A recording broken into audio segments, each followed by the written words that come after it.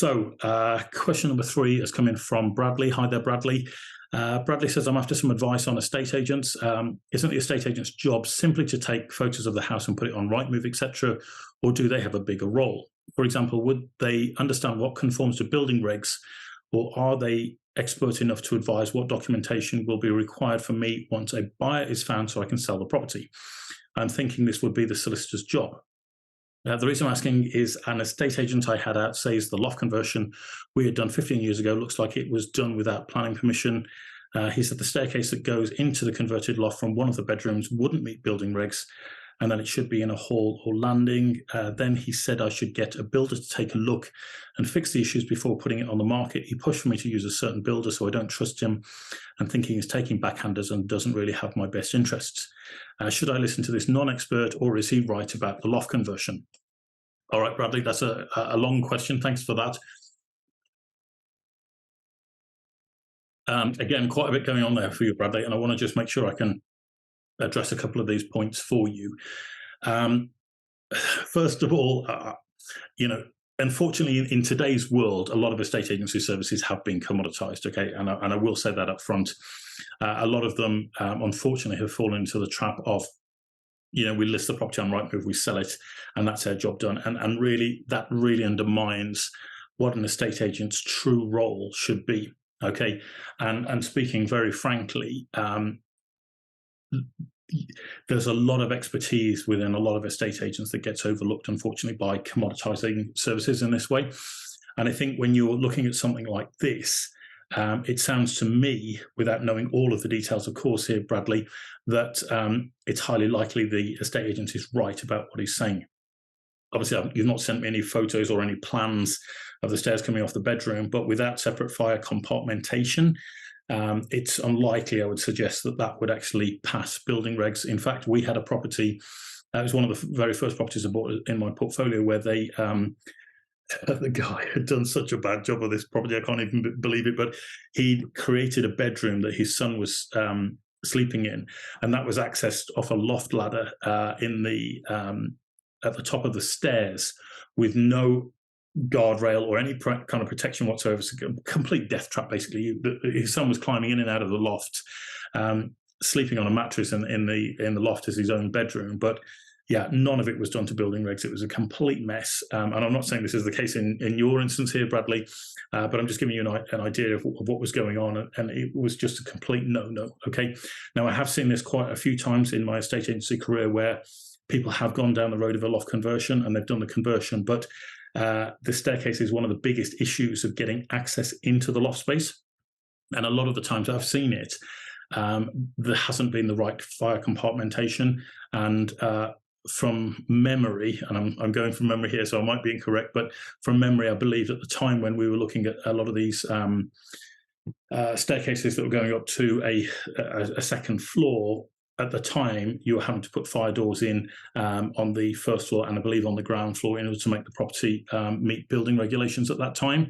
So if those sort of things aren't in place, it's well worth getting one or two local builders to come and have a look at it and see what their guidance would be around this issue of fire compartmentation and whether or not the angle of the staircase actually meets building regs, whether there's enough headway, whether there's enough support for walking up and down the stairs, all that sort of thing.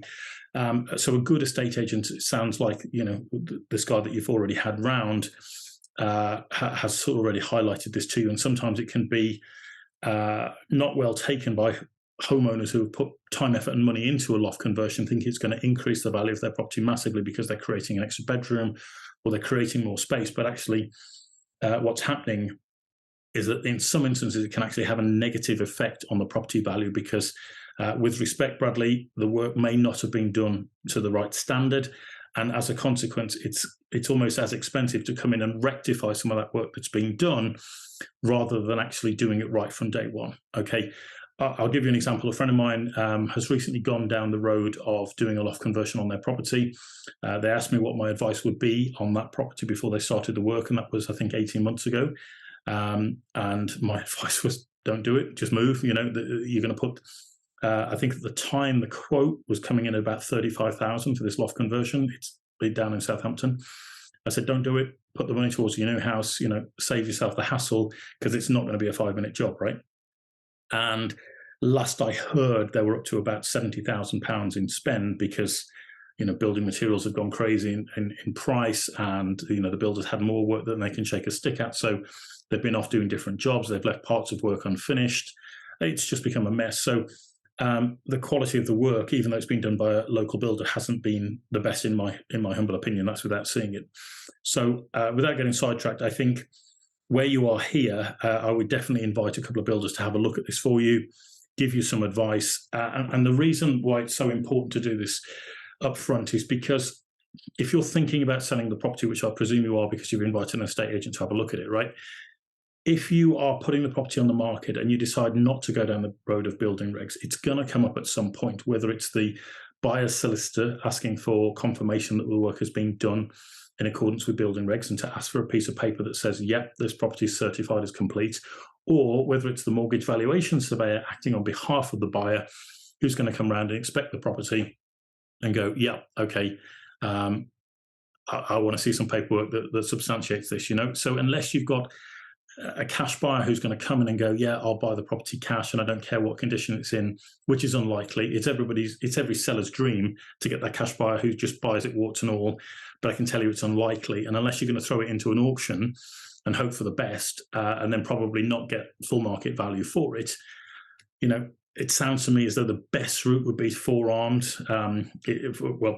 Being well prepared would be forearmed towards going to the sale of the property by getting a builder to come and have a look at it, going and getting the right documentation in place, or making the amendments that you need to do to the property in order to make it comply, and then you can sell the property. It may well be, and I don't want to tempt fate here, Bradley, but it may well be that your option, after you've spoken to the builders, of course, and they've given you advice once they've seen it, but it may be that you whip out the staircase, board up the hole in the loft, and it's just there as a storeroom, as an elaborate storeroom. I don't know what other work you've done, but from my side of things, as I say, this is one of the most common things that I've seen that creates major problems when it comes to sell the property, and it's something you need to be aware of. All right, so hope that helps. The other option, of course, Bradley, would be to go to the local authority and ask them to come out and inspect the local authority building regs inspector. But not only are they likely to want a fee, they're also likely to possibly issue an improvement notice or other consequence for you if the property doesn't meet those requirements. So probably best to get a builder in to check it out before you get going. All right. Hope that helps. Let me know if there's anything else you need. More than happy to give you any further guidance we can on that one, Bradley. All right. Good. Wishing you all the best of luck with that. So there we go, ladies and gentlemen. End of another webinar. I apologize if I've spoken a bit quickly. I've drunk quite a bit of coffee today to try and keep myself awake whilst we've been doing this different work in different time zones, and all the travel experience we've been doing as well, which has been pretty full on. So as I say, I've got loads going on in the background at the moment. I'm super excited to bring all of this to you, because I think we're going to shake up the market quite a bit. We're going to ruffle a few feathers as we're going along. So that's always pretty exciting. But I think the way things are going at the moment in the economy, and interestingly, my the set of in-laws are asking me this question: what's happening in the economy in England? What's happening with Rishi and all the rest of it? And I do see some potentially darker times ahead. I do see a big change in the property market coming. That's just my own view. Not trying to scare anybody here. I understand that there's a lot of different opinions out there at the moment with interest rates and what's happening with mortgage prices and all the rest of it. But from my side, I still think there's a lot of problems that weren't worked out from 2008. And what has happened over the course of the last sort of 14 years is that they've inflated the asset values on their bank books to try and get themselves out of a big nasty hole. But I'm still convinced that a lot of problems haven't been dealt with, which will probably start to come to light over the course of the next 12 months. So yeah, it's going to be an interesting ride. But I definitely think now, well, actually 6 months ago was the time, but now is definitely the time for any estate agents or solicitors or surveyors or letting agents or anybody who's involved in the property market. Now is the time to really start to change your game as far as how you go about marketing and selling your services, and how you go about marketing and disposing of properties for clients, because the changes that are coming, I think it's going to reward those who play the longer term game. Okay, so the whole list it on the internet portals and sell it or let it quickly is going to change drastically to it could potentially take 6 months to sell a property. And what do you do in that period of time? How do you then keep your business, the doors to your business open when you've had 18 months of delayed fees coming through your pipeline because of delayed transaction times and all the rest of it?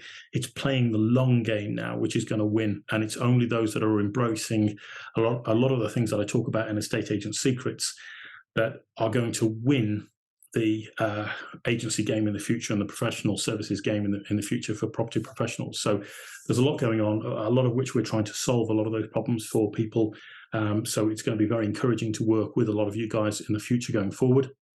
I'd encourage you to reach out to me if you're interested in getting ahead of the pack, because there will be a tsunami when everything starts to be released. There will be a tsunami of people coming in and saying, we need to work with you. And then it'll be too late because can't work with everybody. We can only work with a limited number of people or a limited number of businesses to give them the level of standard of service that we want to. So I will encourage you to reach out to me before then. But certainly from our side, any members of the public who are watching this, anybody who's got any property questions at all, whatever they're related to, please send them in to us. You can send those in to our website, which is wiggywam.co.uk, or you can send them in via our email address, which is happytohelp@wiggywam.co.uk. That's happytohelp@wiggywam.co.uk. Or you can reach out to us on Twitter, which is at @wiggywam_UK. Okay, and we'd be delighted to take all of your questions. We'd be delighted to deal with them. I'm going to be around here in India for the next week as well. And it's a bit touch and go as to whether or not we'll be back from our travels in time for next Wednesday's webinar. So I'll keep you guys posted as to whether or not that's going to go ahead or not. I'm hoping it will be, and it'll be after we've had what I think will be an enlightening experience at the top of a mountain, which will be pretty awesome. So I'm looking forward to that. But yeah, let's see how we get on. And if I can make it, great, we'll do another webinar next week. If I can't, we'll bump it to the Thursday and we'll run it then as well. So great to spend some time with you guys. Thank you so much indeed for tuning in. As always, as I say, any questions that you've got, send those in via the usual channels. And I'll look forward to seeing you all very soon on another episode. All right, you take care, guys. Thanks for joining me. Bye.